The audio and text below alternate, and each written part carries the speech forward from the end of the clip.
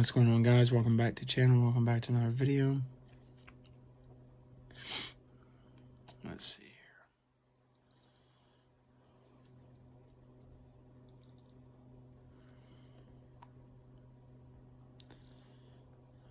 Let's go.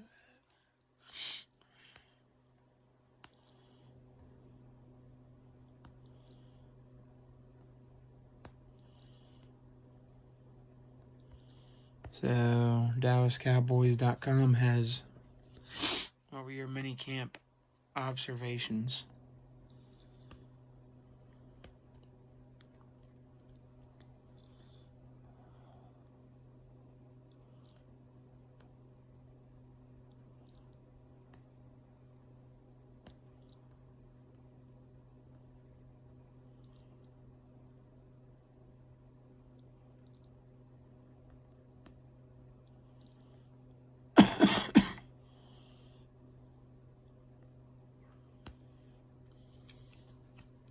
Alright, the headliner for this guy.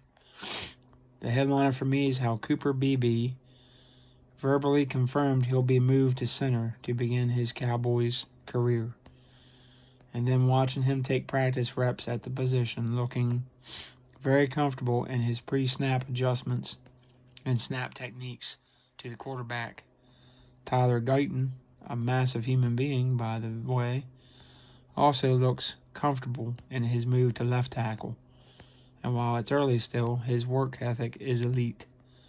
Maurice Liafu has been a sponge, and Marshawn Nealand is as well. The latter also being more physically imposing than film would imply. All in all, being the drafted or the undrafted,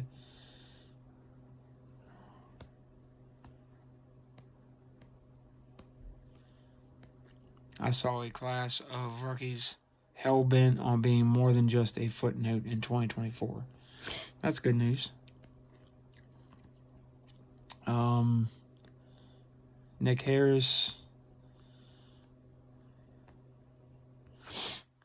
Tyler Guyton, who was moved into Dallas within 2 days of being drafted to get a lead head start on going through his offseason development. That mentality is spread throughout the group, including an undrafted free agent group that has a handful of guys hungry to prove they were worth using a draft selection on. On the field, there wasn't a ton to take away because you're not going to get much because of the collective bargaining agreement. You're not allowed to do a whole ton of stuff. Even once training camp, they're so restricted now. I think that hurts a lot. I like to see more time with the coaches, especially these rookies, being able to work with them and everything else and develop. They don't have a lot of time to develop.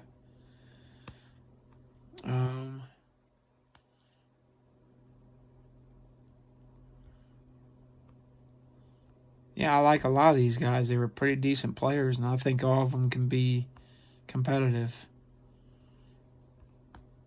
I like the Carson pick, the corner. Even Nathan Thomas, I think he can eventually be a swing tackle or a starter. Pretty good player. Cowboys to deploy running back by committee for 2024 season. I mean, that's pretty obvious. Unless Snoop Connor or Rico Dowdle. Lupke's more of a fullback, tight end, running back hybrid. I mean, he's kind of reminds me of a Kyle Juszczyk. If they can use him correctly, he could be a Kyle Juszczyk type player. But I don't see him as a star running back like a Peyton Hillis or a the San Francisco kid.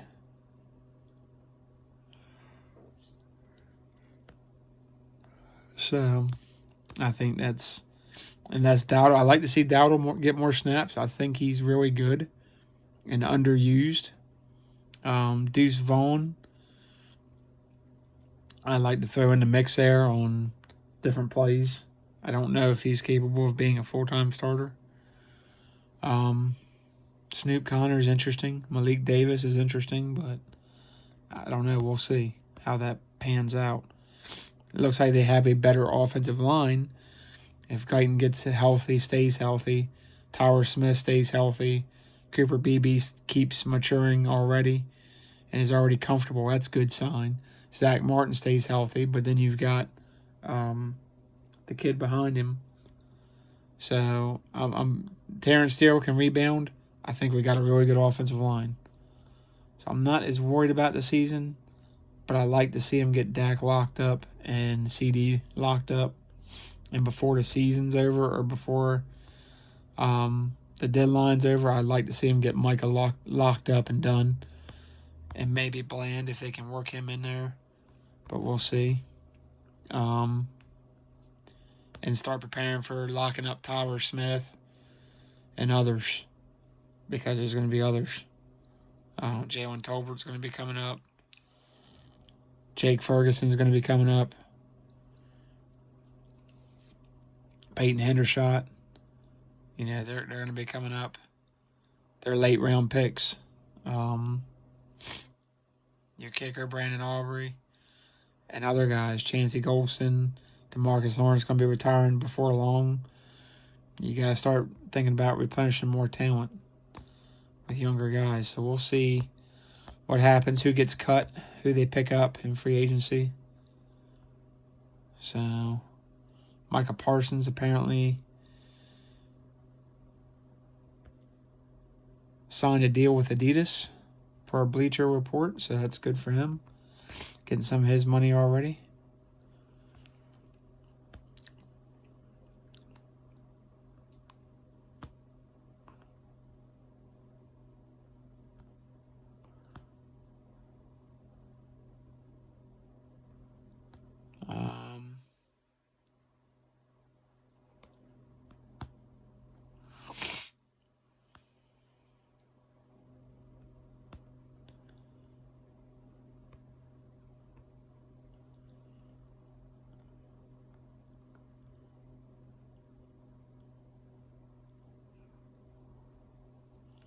TJ Bass in new role. That's interesting. I didn't see this.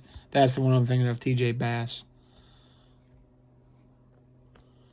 I like TJ Bass as a guard.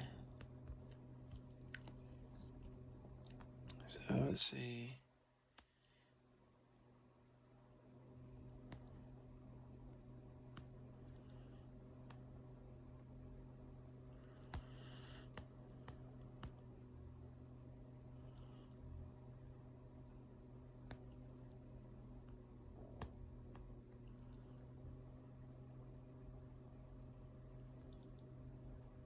BB is center.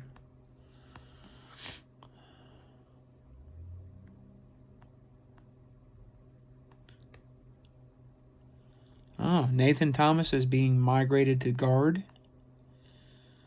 So that might be because of his short arms. That might be, and his footwork, that might be better for him to start off, and maybe he transitions back to tackle.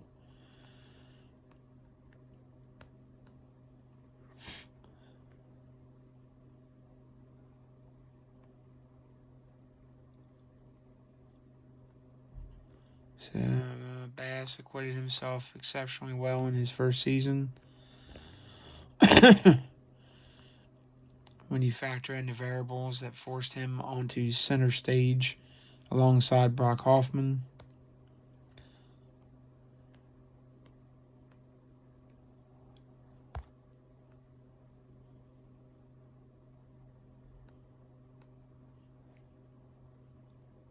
Bass is also one to watch there, so he could be center guard mix. I mean, if you can, they were pretty good at developing an offensive line for the most part.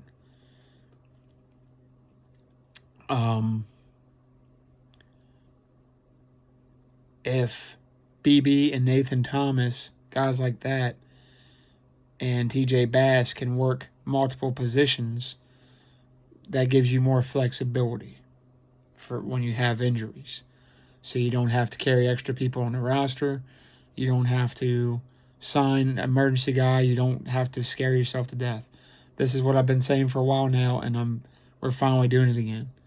Hopefully it's not too late for Dak's career, but it might be. Now we need to do the same thing on defense. We have not done that as much. With the corner position, with the linebacker especially. We're especially thin. Because all the guys we got there now are coming off injury. Damone Clark, Overshown, all those guys. Injury. Eric Kendricks has been injured. He's getting older. We got to start really replenishing that talent with guys like Van Der Esch, Jalen Smith when he was in his prime, Micah Parsons, other guys. Work them in there and get younger and keep tilling that talent. But yeah, we'll see how this goes. I'll do some more videos. And remember, when like, subscribe, comment, share, hit notifications, all that good stuff. Once we hit 100, doing a free giveaway. Cowboys hat. This is an older one, much older one. Reebok's not the official hat anymore. Is it Nike or something? I don't know who it is now. This old hat is from 2006. So, yeah. Anyway, guys, love y'all. Peace out.